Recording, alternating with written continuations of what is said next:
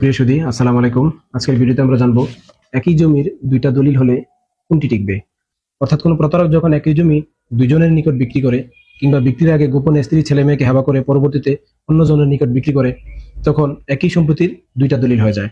তখন উভয় পক্ষই তাদের দলিল মূলে একই সম্পত্তির মালিকানা দাবি করে। এখন এই দুইটি দলিলের মধ্যে কোনটি টিকবে সেটাই জানবো আজকের ভিডিও থেকে। ফেসবুক, ইউটিউবে একটা কথা প্রচলন আছে যে দুইটা দলিলের মধ্যে যেটি আগে হবে সেটিই টিকবে। আসলে সব ক্ষেত্রে ব্যাপারটি এমন নয়। কখনো পূর্বের দলিলটি টিকতে পারে, কখনো পরের দলিলটি টিকতে পারে।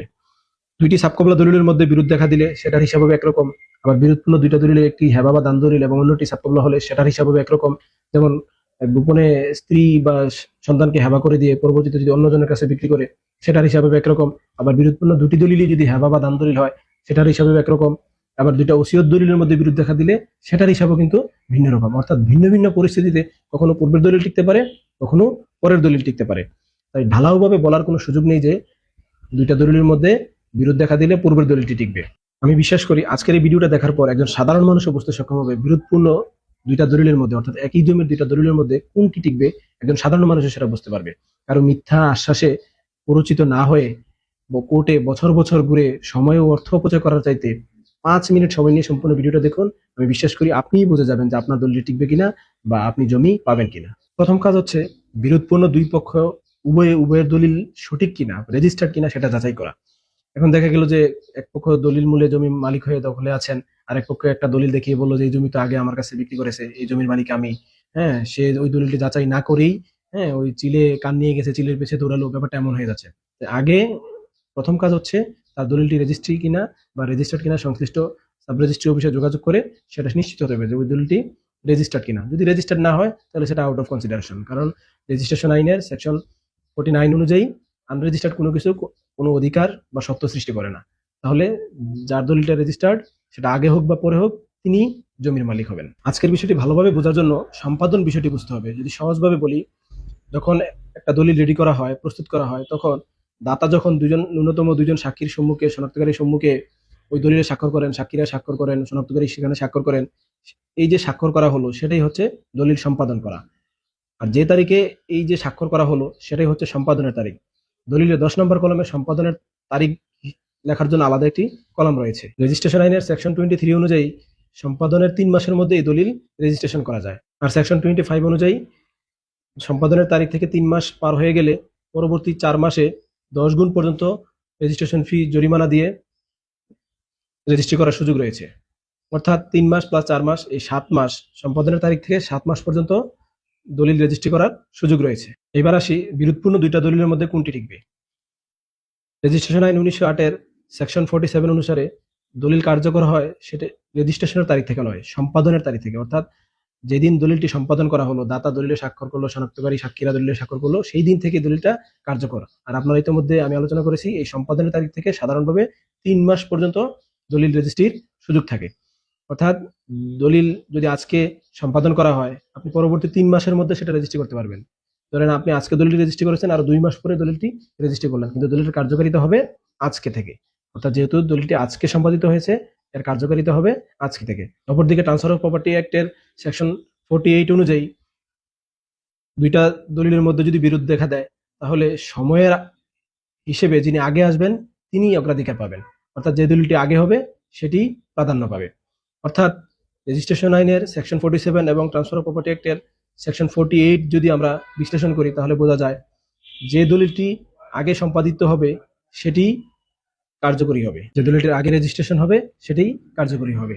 এখন একই দিনে যদি দুইটা দলিল সম্পাদিত হয় এবং একই দিনে যদি রেজিস্ট্রেশন হয়, তাহলে কোনটি টিকবে?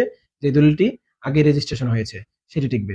অথবা অন্য কোনোভাবে যদি প্রমাণ করা যায় যে যে দলিলটি আগে সম্পাদিত হয়েছে কিন্তু এটা রেজিস্ট্রেশন পরে হয়েছে, কোনোভাবে সেটা প্রমাণ করতে হবে যে যে এই দলিলটা আগে সম্পাদন হলেও সেটা রেজিস্ট্রেশনটা পরে হয়েছে। যদিও একই দিনে সম্পাদন হয়েছে কিন্তু এটার সম্পাদনটা আগে হয়েছে, সেটা সাক্ষী প্রমাণ ইত্যাদি দিয়ে যদি কোনোভাবে প্রমাণ করা যায় যে এই দলিলটি আগে সম্পাদন হয়েছে কিন্তু সেটা সামহাও কোনোভাবে এটা পরে রেজিস্ট্রেশন হয়েছে, ওই যেটা পরে সম্পাদিত হয়েছে সেটা আগে রেজিস্ট্রেশন হয়ে গেছে, তাহলে ওই যে দলিলটা আগে সম্পাদিত হয়েছে সেটার রেজিস্ট্রেশন পরে হলেও কিন্তু সেই দলিলটা কার্যকরী হবে। তবে সাধারণভাবে একই দিনে দুইটা দলিল সম্পাদিত হলে এবং একই দিনে রেজিস্ট্রেশন হলে যে দলিলটা আগে রেজিস্ট্রেশন হবে সেটাই প্রাধান্য পাবে। এবার আসি একই জমির যদি দুইটা বিরোধপূর্ণ দলিলের মধ্যে একটি হেবা দলিল হয় এবং একটি সাবকবলা দলিল হয়, ব্যাপারটা কেমন? যেমন ধরেন, জমি বিক্রি করার আগে গোপনে স্ত্রী ছেলে মেয়েকে হেবা করে দিয়েছে, পরবর্তীতে গোপনে সেই জমি অন্য কারো কাছে বিক্রি করে দিয়েছে। এই ক্ষেত্রে কোন দলিলটি টিকবে? যদি এমন হয় যে জমি স্ত্রী বা ছেলে মেয়েকে হেবা করে দিয়ে তাকে বুঝিয়ে দিয়েছে জমি, তার কাছে তাকে হস্তান্তর করে দিয়েছে, তাহলে সেই জমি কিন্তু পরবর্তীতে যিনি কিনে নিয়েছেন তিনি কিন্তু পাওয়ার সম্ভাবনা কম, যদি না ওই স্ত্রী ছেলে মেয়ে নৈতিক বিষয় চিন্তা করে নতুন ক্রেতার কাছে জমিটা হস্তান্তর না করে, তাহলে এই জমি পাওয়ার সম্ভাবনা কম, সম্ভাবনা খুব কম। কারণ আপনারা জানেন, হেবার তিনটি মৌলিক শর্ত হচ্ছে: যিনি দান করবেন তিনি দানের প্রস্তাব করবেন, আর যিনি গ্রহীতা তিনি সেই প্রস্তাব গ্রহণ করবেন, এবং দানকারী দানকৃত সম্পত্তি যাকে দান করেছেন তার নিকট হস্তান্তর করে দিবেন। যদি এই তিনটি মৌলিক শর্ত পূরণ হয়ে যায়, তাহলে হেবা দলিল বাতিল করার কোনো সুযোগ নেই।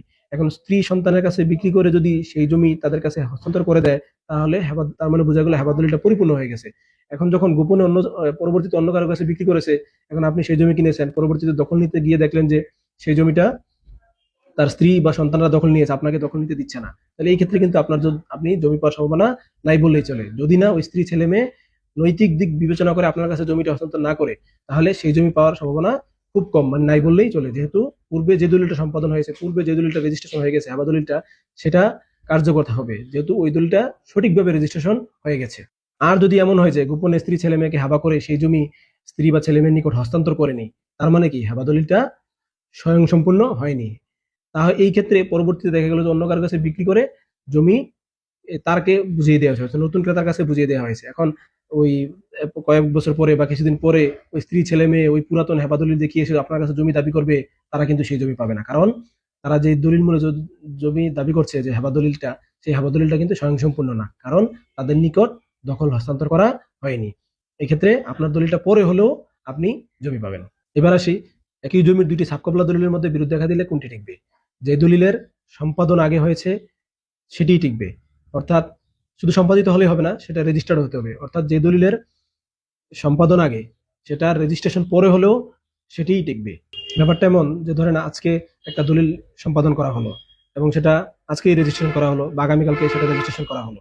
এখন ধরেন এই একই জমিটার যদি আরেকটা দলিল সম্পাদন করা হয় 1 মাস আগে, এবং সেটা রেজিস্ট্রেশন যদি আজকে থেকে আরো 5 দিন পরেও করা হয়, তাহলে ওই যে পরের দলিলটাই টিকবে, যেহেতু এটা সম্পাদন আরো 1 মাস আগেই করা হয়েছে। এবার আসি, একই সম্পত্তি যদি দুইজনকে হেবা করা হয়, অর্থাৎ দুইটি দলিলের মধ্যে বিরোধ দেখা দিলে কোন দলিলটি টিকবে?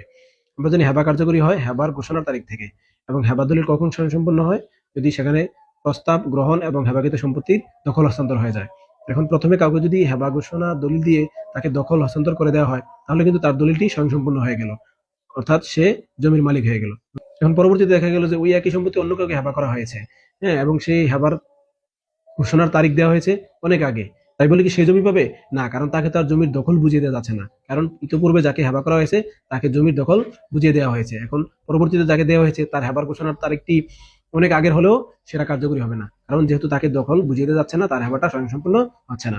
আর যদি এমন হতো যে প্রথমে যাকে হেবা করা দেওয়া হয়েছে তাকে জমি বুঝিয়ে দেওয়া হয়নি, হ্যাঁ, তাহলে যেহেতু তার হেবাটা কার্যকরী হচ্ছে না, তার হেবাটা স্বয়ংসম্পূর্ণ হচ্ছে না, পরবর্তীতে যাকে হেবা করা হয়েছে এবং হেবার ঘোষণার তারিখও আগে দেওয়া হয়েছে, তাহলে সেক্ষেত্রে সে জমি পাবে। আর দুইটা ওসিয়ত দলিলের মধ্যে যদি বিরোধ দেখা দেয়, তাহলে সর্বশেষ যাকে ওসিয়ত করা হয়েছে সেই জমি পাবে। ভিডিও ভালো লাগলে শেয়ার দিয়ে সবাইকে জানার সুযোগ করে দিবেন, কেউ যেন প্রতারিত না হয়। সবাই ভালো থাকবেন, ধন্যবাদ, আসসালামু আলাইকুম।